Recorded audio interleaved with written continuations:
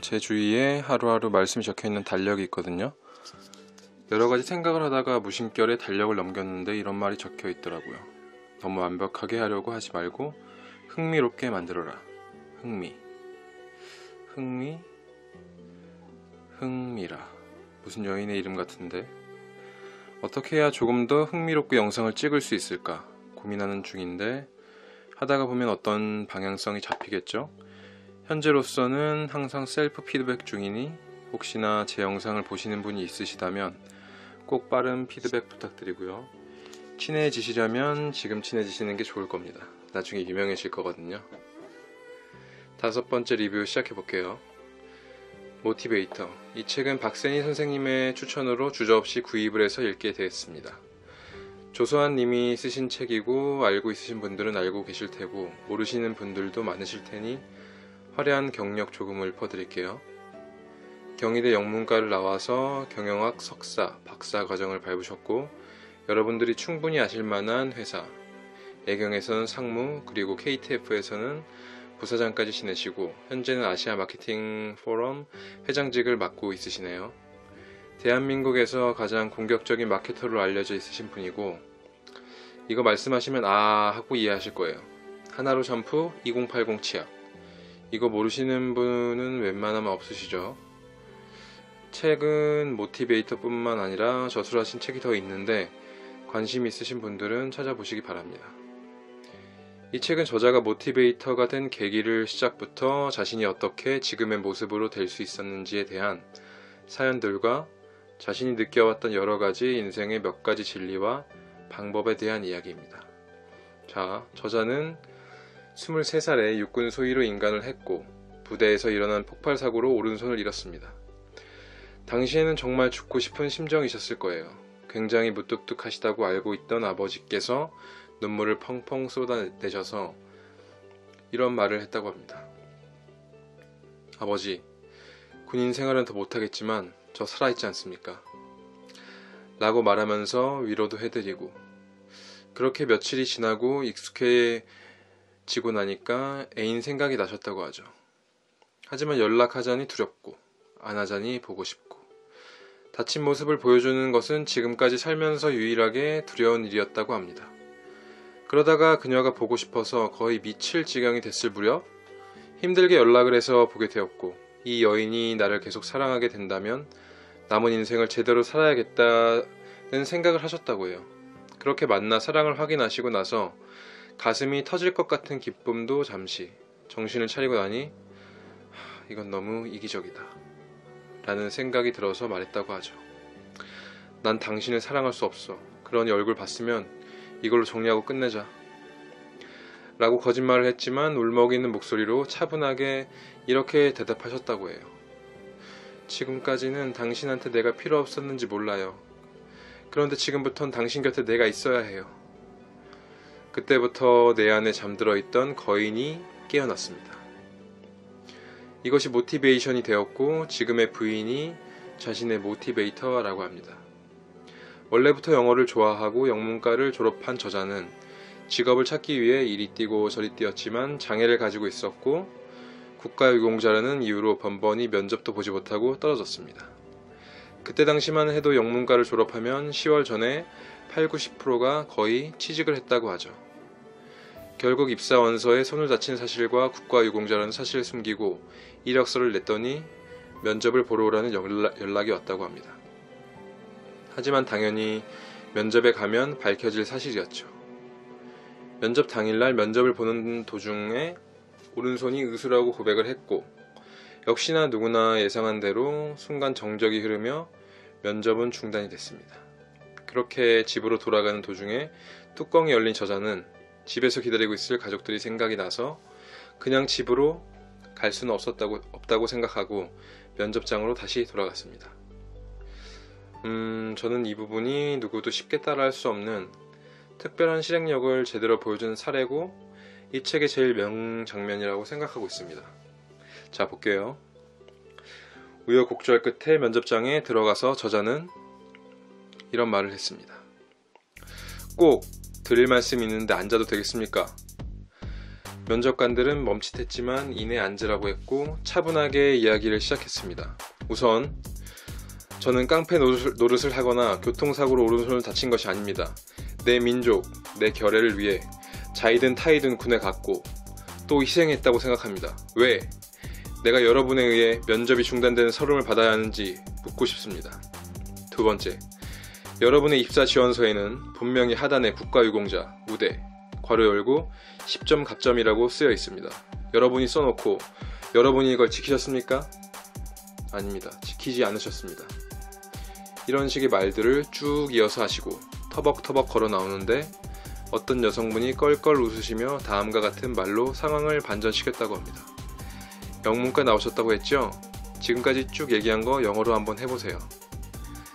순간적으로 여러 가지 생각을 하셨고 어차피 내가 영어를 해도 알아듣는 사람도 없을 텐데 라는 배짱이 갑자기 생겨서 영어로 쭉 이야기를 했고 중간에 그분이 말을 끊더니 나 혼자 뽑는 건 아니니까 라고 말을 한 뒤 이제 가보라고 하면서 얼굴이 환해지는 것을 보았다고 하죠. 그렇게 애경에 입사하게 되었습니다.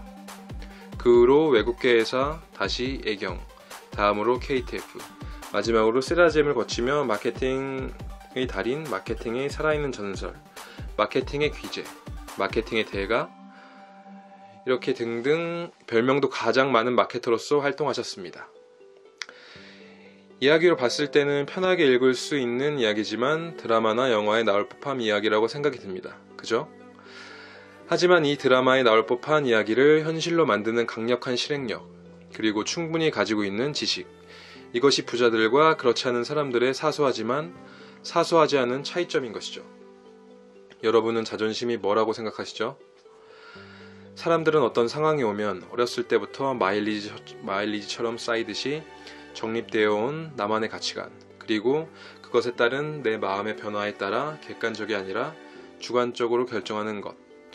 저는 이 정도로 생각하고 있었고 대다수의 사람들이 생각하는 자존심이 아닐까 생각하는데, 저자는 진정한 자존심은 이루어내는 것이요, 성공하는 것이요, 이를 통해 내가 우뚝 솟아 다른 사람이 나를 존중하게 만드는 것이다.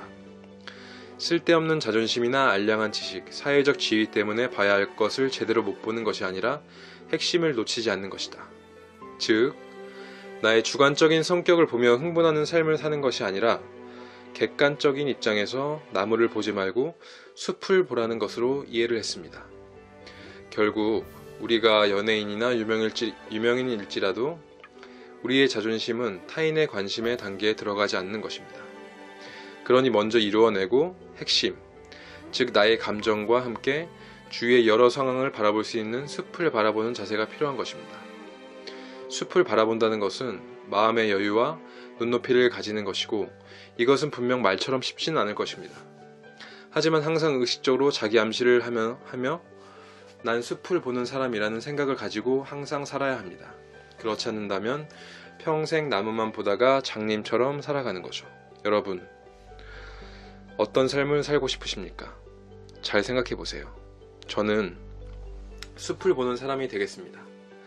여러분들도 꼭 저랑 같이 가시길 바라겠고요. 다음은 마인드 컨트롤 긍정의 힘.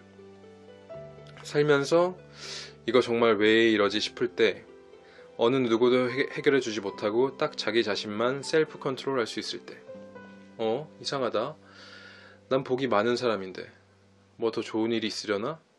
하면서 자꾸 스스로 복이 많은 사람이라고 생각하며, 이때 제일 중요한 것, 자기확신이라는 겁니다. 저자는 생각이 모든 것을 지배한다고 생각하고 옳다는 확신이 생기면 그때부터는 절대 흔들리지 않는다고 합니다.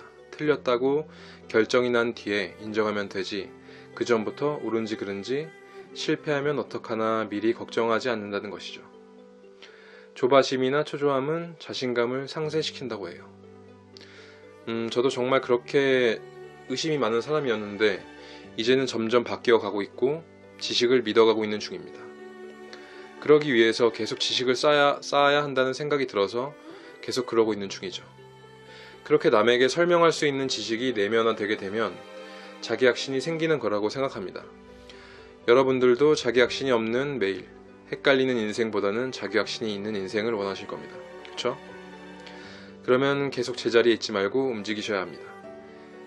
책에서는 마케팅 관련 이야기도 많이 나오는데 제일 중요하다고 생각하는 것 한 가지와 읽다 보니 제가 요즘 관심이 있는 스피치 관련 이야기도 나와 있어서 그것도 한 가지 이야기해 드릴게요.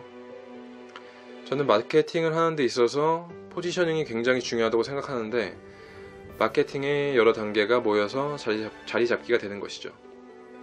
바로 저자가 말하는 모든 성공한 브랜드는 가장 적합한 단어를 만들어내고 그것을 끊임없이 고객의 마인드에 심어놓은 결과 그 결과를 만들어낸 것이 포지셔닝이며, 예를 들자면 저자는 2080 치약의 CMO였지만 부강약품에서 나온 시린매드를 쓴다고 해요. 그러니까 시린매드를 선택하는 필요는 딱 한 가지, 바로 시린이 때문이죠. 이것이 무슨 이야기냐? 구취 제거는 양치의 제1목적이니까 어떤 치약을 써도 마찬가지고 추가 가치로 시린 것을 방지해주는 것입니다. 즉, 구취 제거 같은 기본 가치 외에 추가 가치 하나만 강조하면 된다는 것입니다. 이런 식의 방법으로 제품을 차별화해서 포지셔닝하고 어떤 문제가 생겼을 때 재포지셔닝이 필요하기 때문에 마케팅이 중요한 것입니다. 그리고 그렇게 한마디로 포지셔닝된 단어를 반복적으로 커뮤니케이션 하는 것이 가져오는 무서운 힘은 아무리 강조해도 지나치지 않다고 합니다. 마지막으로 저한테 도움이 많이 된 부분 스피치 관련 내용을 볼게요. 일단은 철저하게 계획하고 준비하고 연습하는 것이 제일 기본 중의 기본이며, 상대방이 무엇을 얻고자 하는지 알아야 계획이 나오기 때문에 그 계획에는 시간 계획까지 다 포함이 되어 있고, 여기서 몇 분 숨고, 여기서 오디오를 틀고, 여기서 비주얼을 보여주고 등 종합적인 계획을 다 세워야 하죠. 그리고 자신감, 눈빛, 귀한 강의를 듣고 있다는 암시를 해주는 말 등으로 강의 전에 라포르, 즉 공감대 형성을 하는 것이 중요하고, 인간은 5분을 기준으로 섹슈얼 판타지에 젖을 수 있기 때문에 계속해서 다이내믹한 분위기를 만들어서 5분, 10분에 한 번씩은 웃거나 박수를 치거나 하는 행동으로 유도해내지 않으면 모든 강의들이 지루해질 수 있다고 합니다. 내 전문 분야에 관련해서 처음 강연을 하거나 준비되지 않는 상황에서 스피치를 해야 하는 상황이 생겼는데 마음의 진정이 되지 않고 긴장 상태가 계속 유지된다면, 일단 내 앞에 앉아있는 이들은 모두 학생들이고 오히려 학생들보다 못하다. 왜냐? 내 분야를 안 배운 사람들이기 때문이고, 만약 그래도 무서우면 사람들은 소나무로 보고 나무숲에서 소나무들한테 강의한다고 생각하며 혹시 청중들과 눈을 마주치는 것이 두렵다면 한 곳으로 시선을 고정시키지 말고 전체적으로 골고루 시선을 돌리라고 합니다. 이렇게 생각을 하게 되면 일단은 마음적으로 좀 더 안정이 된다고 하죠. 그리고 참석자의 수준에 맞는 언어 선택도 중요하겠죠. 그리고 쓸데없거나 엉뚱한 질문을 하는 경우 난 몰라요 라고 해서는 절대 안 되며 일단 되물어 보는 겁니다. 어떻게 그런 날카로운 질문을 할 수가 있습니까? 공부를 굉장히 많이 하셨나 보죠? 전공이 뭔데요? 애들은 몇 명입니까? 아주 깊이 알고 계시는군요 라고 이야기를 하며 시간을 벌어서 상대방 모르게 머릿속으로 대답을 한다고 합니다. 그러나 정말로 제대로 대답해줘야 하는 질문에는 일단 이렇게 대답합니다. 아, 그거 정말 좋은 질문이네요. 저도 그것을 별첨 자료에 준비해 왔는데 수치가 여러 개라서 지금 못 외우니 제가 바로 이메일로 알려드리겠습니다. 그리고 전체한테 대답은 다 했습니다만 정확한 수치는 이렇습니다 라고 말하면 더 신뢰감을 강하게 심어줄 수 있겠죠. 절대 당황하거나 모른다고 말하거나 뭐 그런 질문을 하냐고 해서는 안 됩니다. 그것은 요령 없는 사람이나 하는 행동이기 때문이죠. 결국은 자신감, 시선 교환, 자세, 매너, 조명, 장소 등 여러 가지 복합적인 요소가 합쳐져 좋은 스피치가 이루어지는 것입니다. 이 책도 어쨌든 본질을 알아야 한다는 것을 이야기하는 것 같네요. 즉, 무엇인가를 판매하기 위해서는 사는 사람의 마음과 원하는 것들을 이해해야 하는데 그 마음을 공감해 일단 내가 이해하고 그리고 나서 그들이 원하는 것을 충족시켜 주는 것, 그것이 마케팅의 일환이고 이것은 마케팅뿐만 아니라 인생 그리고 인간관계에 있어서 모든 일이 마케팅과도 관련이 있는 것이구나 라는 생각이 들었습니다. 이 책은 한 사람의 일생을 그린 자기계발서의 형식을 가지고 있지만 여러 가지 사연을 통해 나에게 동기부여를 충분히 하고 있는 책이며 소소하게 방법론들이 나열되어 있어 동기부여에 그치지 않고 일상생활에 쉽게 적용해 볼 수 있게 나온 내용들이 많이 있습니다. 그러니 책을 읽고 꼭 일상생활에 나에게 적절하게 접목시켜서 책을 많이 이용하시길 바라면서 저는 책에서 나오는 이야기 중 스피치 내용을 잘 참고해서 저에게 도움을 주기로 했습니다. 오늘도 책에서 하나 얻어가네요. 여러분들도 책에서 꼭 하나씩 얻어가시기 바라겠고요. 역시 저희 글로 오늘을 마무리하겠습니다. 제목 조금씩 아무리 해도 채워지지 않는 오늘 그것을 알고도 채우려는 우리 채우려 하면 할수록 텅 비는 마음 조금씩 비우려고 하니 조금씩 채워지는 마음 나는 날마다 모든 면에서 점점 더 나아지고 있다. 나는 날마다 모든 면에서 점점 더 나아지고 있다. 나는 날마다 모든 면에서 점점 더 나아지고 있다. 행복하시고요. 모두 힘내십시오. 돼지코 독서였습니다.